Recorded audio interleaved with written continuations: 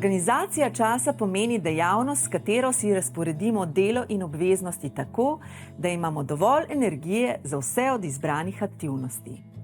Pomemben vidik tega je, da znamo postaviti nalogam prioritete, jih znamo sprejeti ali jih zmoremo odkloniti.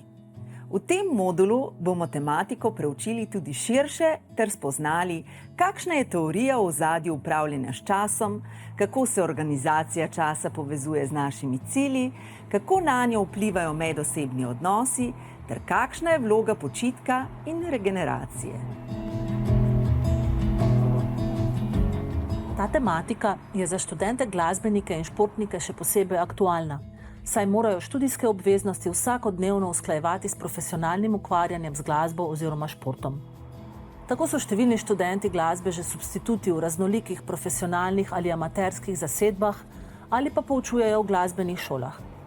Po drugi strani pa prenekateri študenti športniki aktivno trenirajo in tekmujejo na tekmovanjih najvišjega nivoja ter svoj študij prilagajajo temu.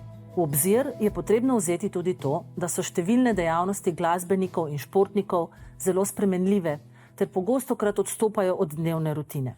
Prav tako udeležbe na tekmovanjih ali mednarodnih glasbenih turnejah zahtevajo daljšo odsotnost od študijskega procesa.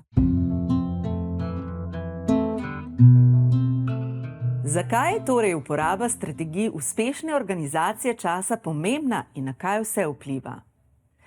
Raziskave kažejo, da se učinkovito upravljanje s časom pozitivno povezuje s sposobnostjo reševanja problemov.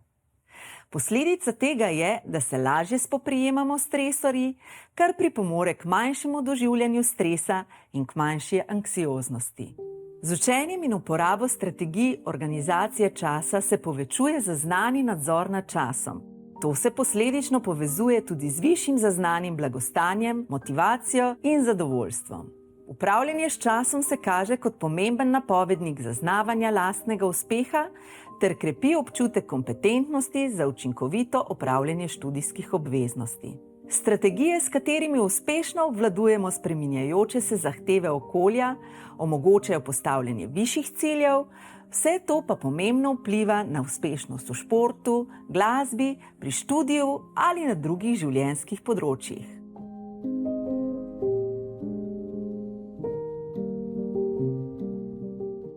Parkinsonov zakon pravi, da bo delo naraščalo v obsegu ali težavnosti tako dolgo, dokler ne zapolni vsega časa, ki ga imamo na voljo za dokončanje tega dela.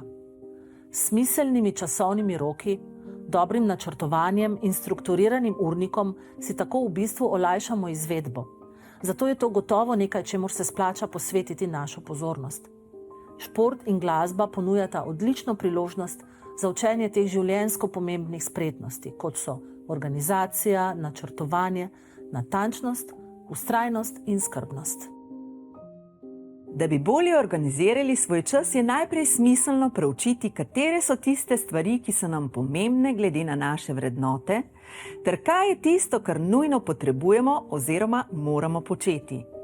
Pri tem nam lahko pomaga analiza lastnih vrednot in potreb, saj nam dobro poznavanje le-teh omogoči, da v svoj urnik bolj premišljeno in usmerjeno vključimo ne le dejavnosti, ki jih moramo opraviti, temveč tudi tiste, ki so skladne z našimi vrednotami. Vrednote lahko definiramo kot principe, ki so nam pomembni in skladno s tem usmerjajo naše vedenje. So naša temeljna prepričanja, ki nas motivirajo, nam prinašajo zadovoljstvo in srečo.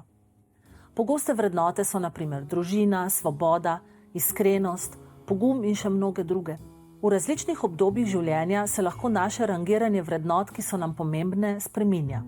Zato je večkratna samorefleksija smiselna. Potreba pa je v splošnem nekaj, kar naš organizem nujno potrebuje za preživetje in zdravo življenje. Nezadovoljenost potreb povzroči jasen negativen izid oziroma ob dolgotrajni nezadovoljenosti pomembno znižuje kvaliteto našega življenja. Včasih se sicer pojma vrednot in potreb lahko tudi prepletata v eni dejavnosti. Na primer, naša vrednota je družina, hkrati pa imamo visoko potrebo po pripadanju in ljubezni. Oboje torej lahko zadovoljimo s preživljanjem kvalitetnega časa s svojo družino. Samorefleksija lastnih vrednot in potreb, še posebej v obdobju študija in prehoda v odraslost, pripomore k postavljanju za nas relevantnih ciljev. Predvsem za športnike in glasbenike, pri katerih so zahteve okolja lahko zelo intenzivne, je uspešno usklajevanje različnih pomembnih področij bistveno ter omogoča celosten razvoj identitete. Postavljanje ciljev je poleg motivacijskega vidika tudi ena od najpomembnejših strategij učinkovite organizacije časa, kar bomo podrobneje spoznali v nadaljevanju modula. Eden od začetnih korakov k učinkovitejši izrabi časa je tudi analiza, kako svoj čas sploh porabljamo, ter ali je to skladno z identificiranimi vrednotami, potrebami in cilji. V ta namen lahko uporabimo različne oblike preglednic ali shem, v katere nekaj dni opisujemo svoje dejavnosti in njihovo trajanje.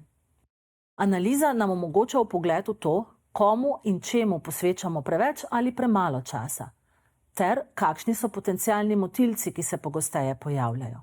Primer je lahko tabela, ki je na voljo kot priloga temu poglavju, v katero po dnevih in urah opisujemo aktivnosti, ter razmislimo o vrednotah in potrebah, ki jih te aktivnosti zadovoljujejo. Hkrati pa imamo prostor še za dodatne opombe, kot na primer, da je šlo za aktivnost visoke pomembnosti in jo kot tako moramo dovolj pogosto vključevati v urnik. Ali pa recimo opombo, da je pri neki aktivnosti šlo za odlašanje, ki je eden najpogostejših motilcev. Na podlagi teh podatkov tako dobimo boljši uvid v lastno porabo časa, kar nam omogoča nadaljnje oblikovanje usmerjenih in individualiziranih strategij, kako si svoj čas učinkoviteje razporediti.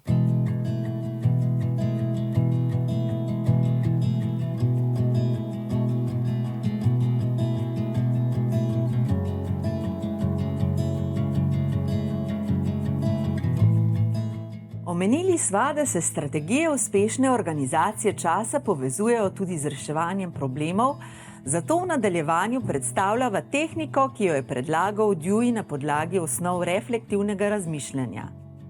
Tehnika vsebuje 7 korakov, v nekaterih verzijah morda 6, če sta prva 2 koraka združena. Njena uporaba je poleg individualne zelo učinkovita tudi v skupinah. Prvi korak je definicija problema. V njem natančno opredelite, kaj je težava, kdo vse je vključen, kakšni so časovni vidiki dogajanja in kje se dogaja problem. Dovolj ozko opredelite tudi, kaj se je dogajalo, vendar pa še vedno podajte dovolj podrobnosti, da bo situacija dobro razumljiva vsem. Dobra definicija problema je namreč že velik del rešitve. Drugi korak predstavlja analiza problema. Poskusite opredeliti, kaj je ozadje težave. Razmislite, zakaj je do te situacije sploh prišlo in kaj ste že naredili, da bi problem rešili, pa morda ni delovalo. V tretjem koraku vzpostavite kriterije. Vprašajte se, kaj so kriteriji uspešne rešitve oziroma kaj vse morate pri reševanju problema upoštevati. Tu lahko opredelite časovne vidike, kdaj bi morali problem rešiti, določite morebitne finančne vidike, recimo koliko denarja imate na voljo, kakšna dodatna znanja bi bila potrebna za uspešno rešitev in podobno. Četrti korak je namenjen iskanju možnih rešitev. Uporabite lahko načelo možganske nevihte, v angleščini brainstorming, torej navajanje možnih rešitev brez sprotnega vrednotenja. Zapisujte ideje, saj lahko s pomočjo asociacij tudi navidezno nesmiselna ideja porodi kakšno zelo uporabno. Namen možganske nevihte je namreč razširjanje mej, znotraj katerih smo do sedaj razmišljali. Ta korak lahko naredite tudi v 2 delih, dopolnjujete ideje in tako dalje. V 5. koraku ovrednotite možne rešitve in se odločite za eno od njih. Rešitve lahko ocenjujete na poljubni lestvici, recimo od 1 do 5 ali do 7. Pri tem upoštevajte praktično izvedljivost in prisotnost pogojev potrebnih za izvedbo. Te pogoje ste opredelili v prejšnjih korakih, tako da jih tu samo preverite. Pri tem bodite pozorni na to, da rešitev ne razvrščate od najboljše do najslabše, ampak vsako posebej ovrednotite na lestvici, ki ste jo določili. Če dve rešitvi ovrednotite enako, razmislite o tem, ali lahko morda obe možnosti združite oziroma uporabite kot dva koraka na poti do rešitve problema. V 6. koraku izvedete rešitev, ki jo seveda najprej načrtujte. V tem načrtu jasno opredelite morebitne faze izvedbe rešitve, kdo bo zadolžen za kateri vidik in tako naprej. Nato v 7. koraku še preverite uspešnost rešitve. Spremljajte določene kazalce učinkovitosti, vprašajte druge in podobno. Upoštevate lahko tudi napotke, ki sva jih omenjali pri učinkovitem analiziranju nastopa v modulu psihološke priprave na izvedbo. Za praktično preizkušanje reševanja problemov vam je na voljo delovni list v prilogi tega modula. Končni cilj tehnike je premagati potencialne ovire in poiskati rešitev, ki najbolje reši problemsko situacijo. Sistematični koraki pa nam pomagajo, da se pri tem lahko lažje organiziramo, ter smo tako bolj učinkoviti.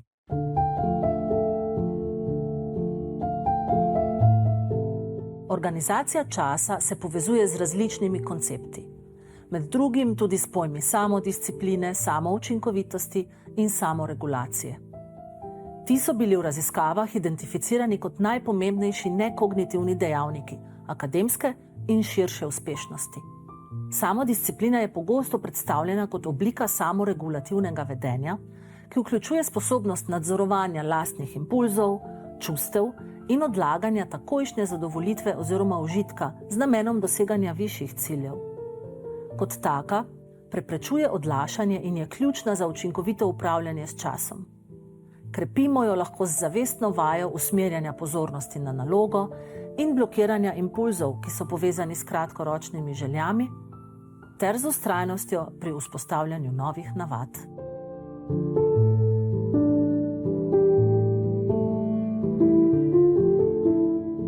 V nadaljevanju modula bomo podrobneje spoznali različne aspekte, ki se povezujejo z uspešno organizacijo časa, ter strategije, ki se jih s tem namenom lahko naučimo in jih učinkovito uporabljamo.